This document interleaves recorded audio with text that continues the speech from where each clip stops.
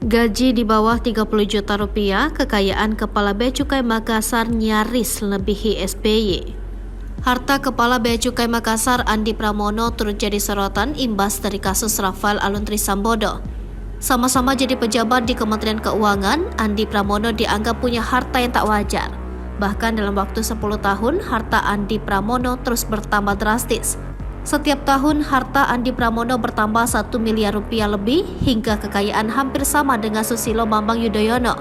Bahkan harta kekayaan Andi Pramono sudah mengalahkan harta milik Wakil Presiden Ma'ruf Amin.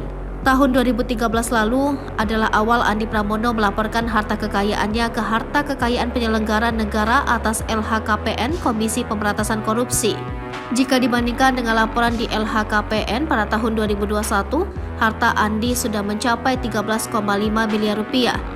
Andi Pramono kini sedang diperiksa Kementerian Keuangan setelah Menteri Keuangan Sri Mulyani menyebut ada 69 pegawai yang memiliki harta fantastis. Harta kekayaan Andi Pramono hampir sama dengan milik mantan Presiden RI Susilo Bambang Yudhoyono dan Wakil Presiden RI Ma'ruf Amin. Tak lama setelah berakhir masa jabatannya sebagai Presiden, SBY tercatat melaporkan harta kekayaan sebesar 13,9 miliar rupiah. Berdasarkan laporan harta kekayaan penyelenggara negara untuk tahun periodik 2021, harta Ma'ruf Amin turun sekira 1,8 miliar rupiah. Wapres Ma'ruf Amin melaporkan harta kekayaan di LHKPN pada 8 Maret 2022.